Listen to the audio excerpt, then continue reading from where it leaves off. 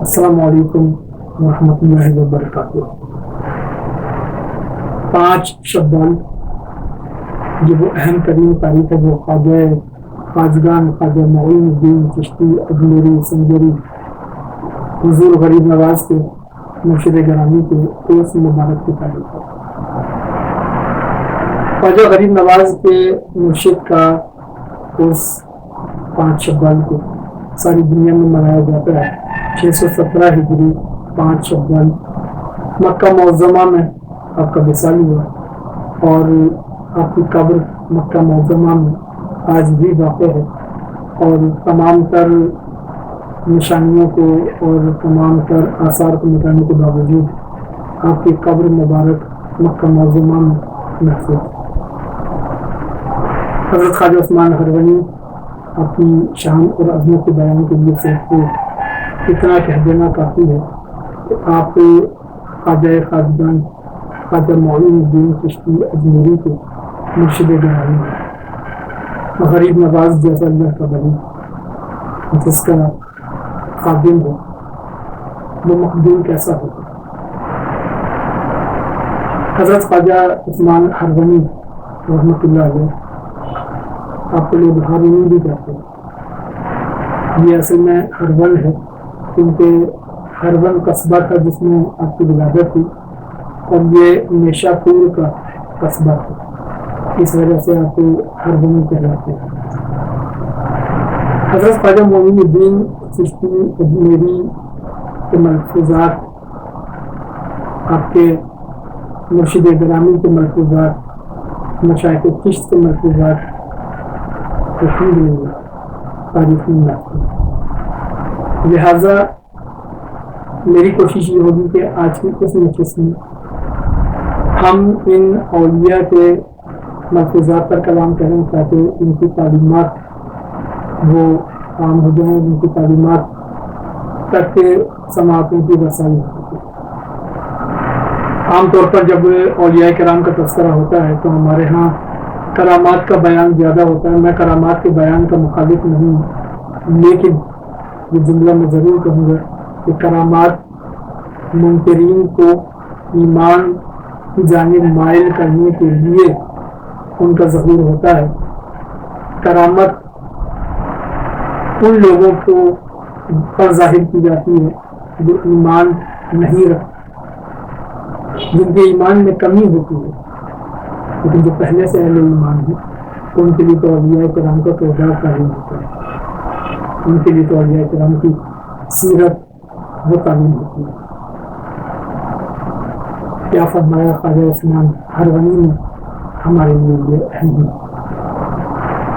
اور پھر ایک کتاب ہے، اس کا نام ہے انیس الارواح۔ اس کتاب میں خواجہ معین الدین چشتی اجمیری نے اپنے مرشد سے سنے ہوئے ملفوظات وہ لکھے۔ اب اندازہ لگائیے کتنی اہم کتاب ہے کہ خواجہ معین الدین چشتی جو کچھ اپنے مرشد گرامی سے سنتے تھے اس کو لکھ لیا کرتے تھے، اور لکھنے کے بعد آپ نے انیس الارواح کے ذریعے لوگوں تک پہنچا دیا، جس کا یہ ہے کہ آج بھی وہ ملفوظات امت کے درمیان موجود ہیں، اور جب ہم وہ ملفوظات پڑھتے ہیں تو در حقیقت ہم خواجہ عثمان ہرونی کی مجلس کا فیضان حاصل کرنے ہوتے ہیں۔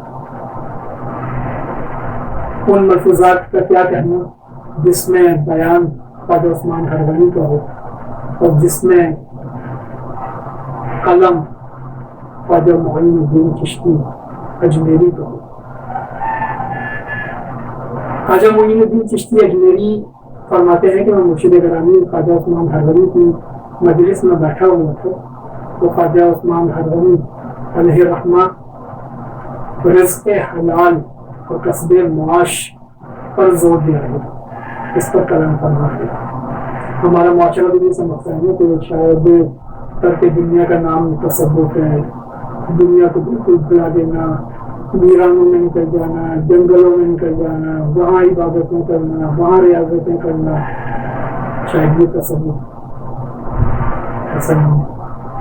اسلام میں تصوف ایک عملی نظام کا نام ہے، اور اسلام میں کوئی چیز نہیں جو عقائد جہاں علیہ السلام کی تعلیم سے ٹکرا جائے، یقیناً وہ اسلام نہیں ہو سکتی۔ اسلام میں رہبانیت کا تصور نہیں ہے۔ ہاں، انسان نے اپنے روزمرہ کے معمول میں کچھ وقت بالکل خاص اللہ کے لیے نکال لو، یا رمضان میں اعتکاف کر لو، یہ کچھ وقت جزوی، لیکن ساری زندگی کے لیے کر کے دنیا کر کے گوشہ نشین ہو جانا جنگلوں میں ویرانوں میں، یہ اسلام کی تعلیم ہے۔ اور عثمان ہروانی نے فرمایا کہ رزق حلال کرنا، اور اس کے حلال کی جب ترغیب دلائی تو خواجہ عثمان ہروانی نے ایک حدیث شریف وہ سنائی۔ اب یہ دیکھیے، حدیث شریف خواجہ عثمان ہروانی بیان کر رہے ہیں اور خواجہ معین الدین چشتی رحمۃ اللہ علیہ اس کو لکھ رہے ہیں انیس الارباب میں۔ وہ حدیث شریف کیا ہے؟ خواجہ عثمان ہروانی فرماتے ہیں کہ آقا دو جہاں علیہ السلام کی خدمت میں ایک شخص نے پوچھا کہ حضور میرے پیشے کے متعلق آپ کیا فرماتے ہیں؟ تو حضور نے کہا کہ تم کیا کرتے ہو؟ وہ کہنے لگا کہ حضور میں پیشے کے اعتبار سے درزی ہوں۔ تو آقا دو جہاں نے فرمایا کہ اگر تم اپنے اس کام سے دیانتدار رہو گے تو قیامت کے دن حضرت ادریس علیہ السلام کے ساتھ جنت میں داخل ہو جائے گے۔ ایک اور شخص نے کہا کہ حضور میرے پیشے کے متعلق فرمائیے، پوچھا تم کیا کرتے ہو؟ وہ کہنے لگا کہ حضور میرا پیشہ تو تدریس ہے۔ تو آقا دو جہاں نے فرمایا کہ اگر تم اس پیشے سے وفاداری کرو گے تو قیامت کے دن حضرت ادریس علیہ السلام کے ساتھ جنت میں داخل ہو جاؤ گے۔ یعنی جس پیشے سے، جس شعبے سے انسان وابستہ ہو، اس میں عدل کرے، اس میں انصاف کرے، اس میں خلاف عدل کوئی عمل نہ کرے۔ اور پھر اس کے بعد خواجہ عثمان ہروانی اور بہت سارے مفہومات، جس میں ایک جگہ خواجہ عثمان ہروانی نے فرمایا کہ اللہ کا قرب صدقے کے ذریعے ملتا ہے۔ صدقہ دو، مالی قربانی دو، تو کمال ہے۔ صدقے کی رقم تم غریب کو دو گے اور راضی رب ہو جائے گا۔ حضرت ابو بکر صدیق رضی اللہ تعالیٰ عنہ، مجھے بھی خواجہ عثمان ہروانی کے اسی مجلس سے میں بیان کر رہا ہوں جو خواجہ معین الدین چشتی نے نیسے رحمہ میں لکھی۔ خواجہ عثمان ہروانی نے فرمایا کہ حضرت ابو بکر صدیق رضی اللہ تعالیٰ عنہ نے جب سب سے بڑھ کر مالی قربانی کی اور سرکار نے جب پوچھا تھا کہ ابو بکر کچھ گھر والوں کے لیے چھوڑا ہے تو کہا کہ حضور گھر والوں کے لیے تو اللہ اور اس کا رسول کافی ہے۔ تو نتیجہ یہ نکلا کہ جبریل امین آئے اور جبریل امین نے آنے کے بعد آقا دو جہاں علیہ السلام کی خدمت میں عرض کی کہ حضور اللہ یہ فرماتا ہے کہ اللہ صدیق سے راضی ہے۔ صدیق سے پوچھیں کیا صدیق بھی اللہ سے راضی ہے؟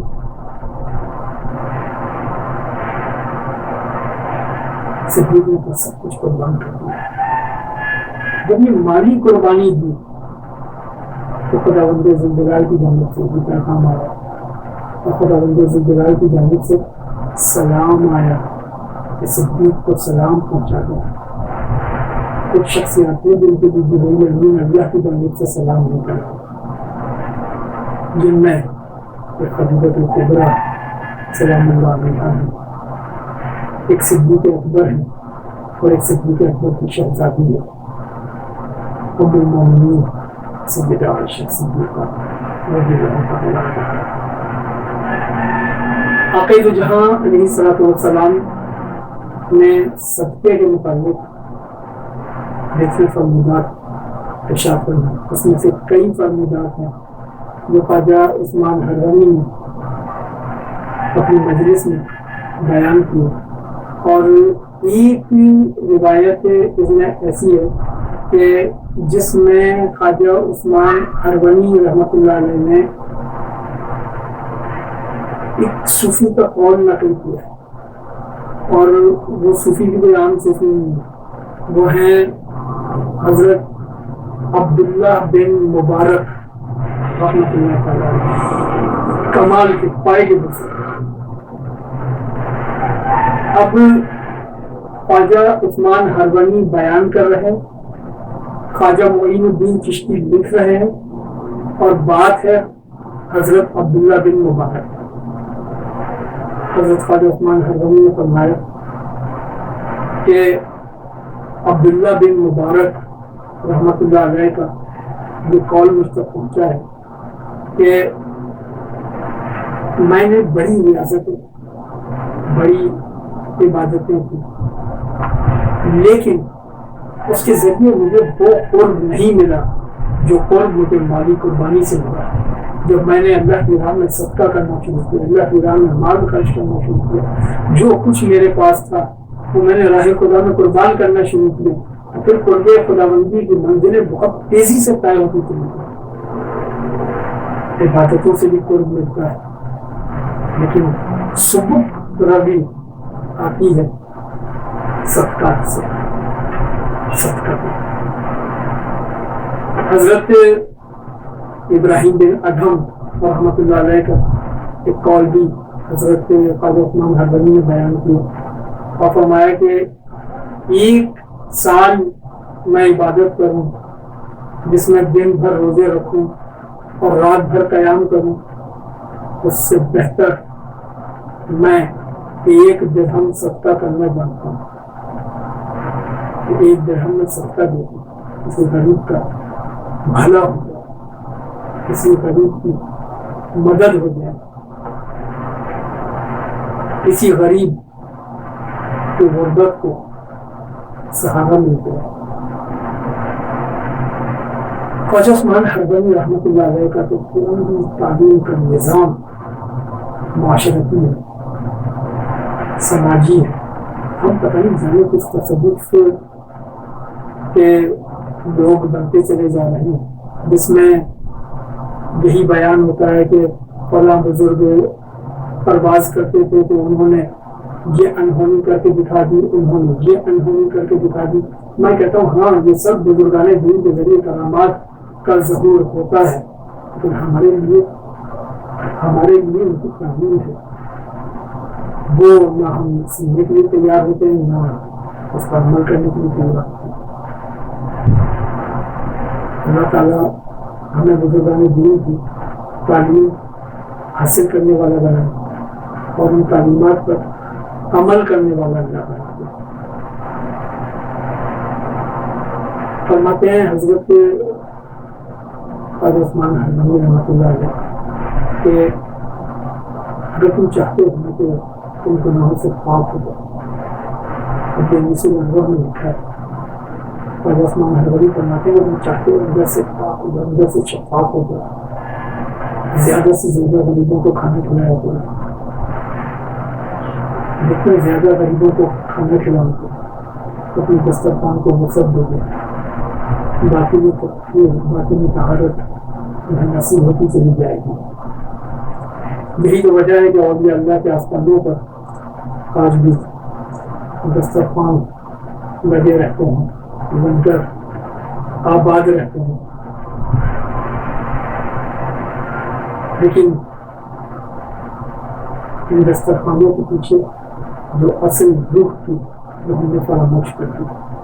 مخلوق خدا کا بھلا، اللہ کی مخلوق کی خیر خواہی، اگر ہم کورس بھی کریں، لنگر بھی کھلائیں، لیکن لوگوں کے ساتھ ہمارا رویہ درست نہیں ہے، لوگوں کے ساتھ ہمارے معاملات اور معاملات درست نہیں ہیں، کیونکہ یہ سب کچھ تو ہو سکتا ہے۔ ایسا شخص عثمان حروانی کا حقیقی محب نہیں بنا سکتا، وہ کتنی ہی محبت سے خواجہ عثمان حروانی کا عرض کر لے، کتنی ہی محبت سے غریب نواز کا عرض کر لے، کچھ بھی کرے، جب ان کی تعلیم پر عمل کرے گا تبھی وہ اللہ اور اس کے رسول کی بارگاہ میں مقرر ہوگا۔ انہوں نے تو بڑی ریاستیں اٹھائی، انہوں نے تو بڑی تکلیفیں دی، انہوں نے بڑی مصیبتوں سے وقت گزارا ہے۔